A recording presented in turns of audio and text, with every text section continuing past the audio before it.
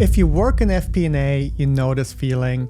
It's 9 p.m. during month-end close, you're about to send the board deck, you update one cell in your master model, maybe you just added a new product line or changed a date range, and suddenly you get the dreaded ref error. The entire model breaks, or worse, it doesn't break, but the numbers are wrong and you don't know why. Years ago, when I led an FP&A team at a large consumer goods company, my team spent 90% of their time acting as data janitors, cleaning CSVs, fixing broken links, and rolling forward spreadsheets, and only 10% of their time actually being a strategic partner. Now that I'm a corporate trainer, I have talked to many finance teams and see that, shockingly, this issue is still widespread. In this series, I'm going to show you how to flip that ratio. We're doing a deep dive into Abacum, an FP&A tool that changes the way we build financial models. Full disclosure, Abacum is sponsoring this video series, but I only agreed to this partnership because I kept hearing from other finance leaders that this tool is exceptional. So, I didn't just want to do a standard review. I actually went to their headquarters in New York City to meet the team and see the engine under the hood. After hours of talking to the team and reviewing the tool myself, I decided to take you along this journey to see exactly what Abacum can do. Today, in part 1, we are answering the big question, why should you even consider an FP&A tool instead of Excel? Look, I love Excel. But Excel is a canvas. It's not a database. When you try to run a whole company's financial nervous system on a spreadsheet, you run into version control hell and manual errors. The Abacum team explained the architecture in a way that really clicked for me. They call it the three-worksheet paradigm. Imagine a workbook with 3 distinct tabs. Worksheet 1 is your source data. This is your data pipeline, integrations with your ERP, CRM, and datasets. Worksheet 2 is the model. This is where you define your logic and formulas. Worksheet 3 is output. This is where you build reports, dashboards, and inputs for stakeholders. In Excel, these 3 things usually get meshed together in a chaotic mess of tabs. In Abacum, they are distinct layers. Let me show you what Worksheet 2, the modeling layer, actually looks like, because this is where the magic happens. You see, in Excel, logic lives in cells. If I want to calculate revenue, I multiply the cell where I have the price by the cell with the quantity. If I want to add a new month, I have to drag that formula across. If I add a new region, I have to insert rows and hope I didn't break a sum range. Abacum, on the other hand, uses metric-based modeling. Think of a metric like revenue, gross margin, or LTV as a tiny data cube on its own. See here, I'm defining revenue. I don't write the formula in every single cell, I write the logic once for the metric. So if we double click here on the formula, you see that it looks into the consolidated data set where account level 1 is revenue. What do you mean by that? Well, in this case, we have a company that has a US entity and a Spanish entity. And Abacum takes care of the consolidation. So if we look down below here we can see it's very transparent. We can see what the consolidated data set is defined as. And if we click on the formula here, we can see that it takes the sum of the balance from the US GLs, where account level 3 is not intercompany, and adds the Spanish data set where the account level is not intercompany. So essentially, we're taking care of that time-consuming reconciliation of multiple entities where you have intercompany transfers that you, of course, want to exclude. Abacum is doing all of that in the background automatically for you. And then you can use the clean consolidated metrics here. So if we look further, the next column here in Abacum is the forecast. And here we have different ways to do this quickly. So we can use a moving average forecast, a formula, for example, a certain growth rate, month over month or year over year. We can do it manually, or, and this is very cool, we can have AI to the forecast based on machine learning models. I'll dive much deeper into how the AI forecast works in a separate video in the series. And then over here we have the actuals, and that get updated automatically from your ERP system that you connect via an integration. Then we have the forecast, and this gets rolled forward. So if we move from February to March, we have actuals in March, then you will see actuals here, and the remaining months of the forecast get updated automatically according to what you set over here. And here's the Abacum advantage. Because this is a multi-dimensional cube, it holds my actuals, my forecast, and my budget all attached to this one metric. So if I add a new dimension, say we open a new entity in Canada or launch a new product, I don't have to manually update the spreadsheet rows. The system cascades that formula down to the new data. It's the end of dynamic rows breaking your VLOOKUPs. But let's get technical for a second. In Excel, if I want to forecast my US entity using a 10% growth rate, but my Spain entity using a 3-month moving average, I usually have to build 2 separate models or write a nasty nested if statement. In Abacum, I can apply mixed logic to a single metric. I can tell the system for the US, use formula A, for Spain, use formula B. Let me show you an example. So here we have cost of sales, and we see that the forecast is done as a mixed logic. So here we can open this up, and we see we have 2 different legal entities. Let's take a look at this first legal entity. So if I open this up here, we see that for the hosting cost, that's part of cost of sales, we have 2 different line items here. One, administration, we forecast one way, and that's basically just saying, well, let's take what we had in January for actuals and project that forward. It's a very stable line item.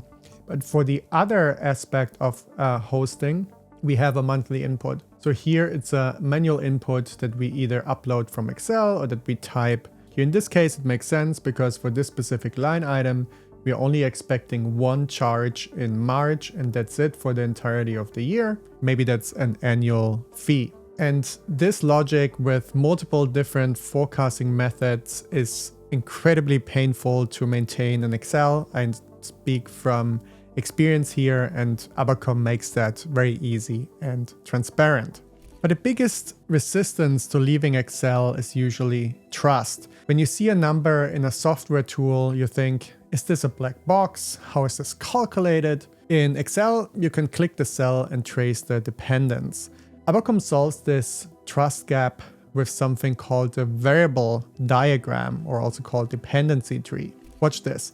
I'm looking at my consolidated P&L model, and I want to know how the model works and where it's pulling the data from. So I'll go all the way down to EBIT here, for example, and then I right click and I say show variable in diagram.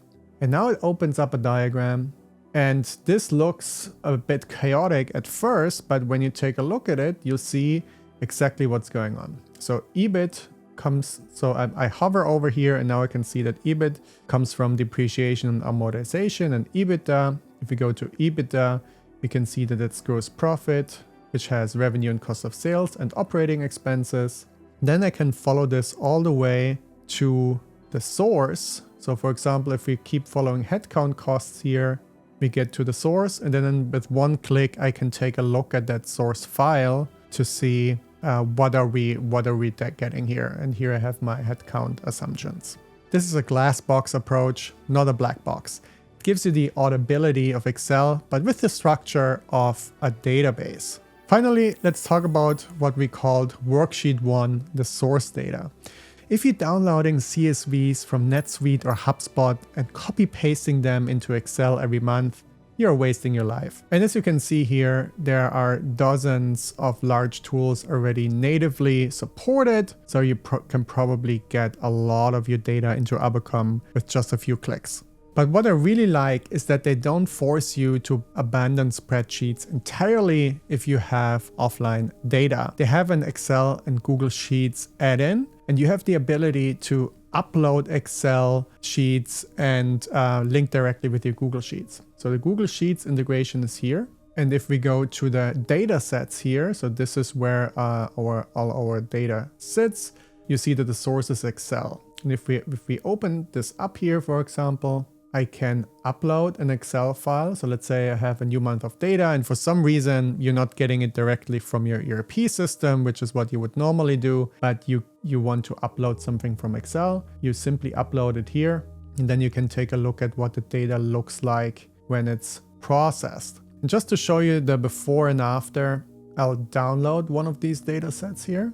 So the unprocessed data set looks like this. In that case, we have our journal entries and we have uploaded them here, our debits and our credits. And then you can also download the processed file. So Abacum in the backend maps this and it takes care of any data cleaning issues. And so the processed file here looks like this. You have much more columns. You have all the dimensions added in according to your mapping. So you have the full flexibility of either you use the integrations that Abacum comes with, you can create custom integrations to the tools that you're using, or you can also bring the data into Abacum by uploading Excel sheets or linking Google Sheets.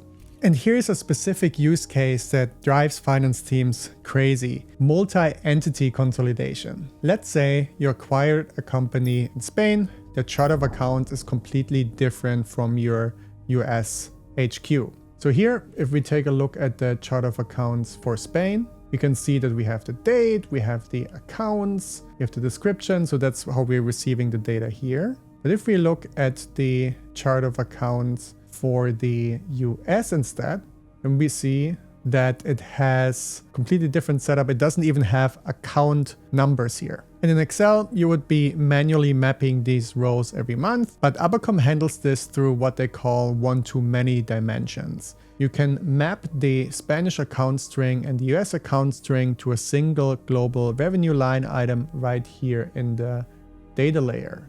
To do that, we go to Dimensions, click on COA, which is the chart of account. And here we see that we have two mappings. The first one is Spain, where we have the account number, and the second row here is accounts receivable from the US legal entity, where we don't have an account number, but we have the account name as the identifier. So you set this up once, and then if at any point someone creates a new account, Abacum flags this up here automatically, so you can quickly and easily take care of any changes to your mapping. Now, the reason to switch from Excel to a tool like Abacum isn't just to save time, though you will. It's to move from being a data janitor who fixes broken formulas to a strategic architect who designs the business logic. And before we wrap up, I want to show you another core area of Abacum, and that's the spaces feature. So what this is it's a dashboard that you can set up the way you like. It's completely flexible. You have your metrics here. You can show trends and visualizations. And what's great about this is that this means that you can share a link to this with your CFO, with your cross-functional business partners, and they don't need to go into Excel. It's completely easy to use, and even better, they can manipulate this. They can look at different cuts. They can drill down into things without it changing for everyone. So that allows true self-serve reporting, which is not just a huge time saver for finance, because finance doesn't have to pull the data whenever an executive wants to see a specific cut of the data, but it also makes it easier for executives across the company to review the financials, because they can do so much faster and much easier, because everything is connected in Abacum. Now, the reason to switch from Excel to a tool like Abacum isn't just to save time, though you will. It's to move from being a data janitor who fixes broken formulas to a strategic architect who designs the business logic. You define the metrics once. You trust the data because you can see the lineage, and you stop worrying about the model breaking right before the board meeting. This was the why. In the next video, we're going to talk about the how. I'm going to show you how to run agile forecasting. We look at how to run a what-if scenario, like a best case versus a worst case, in seconds without duplicating your model. See you in the next one.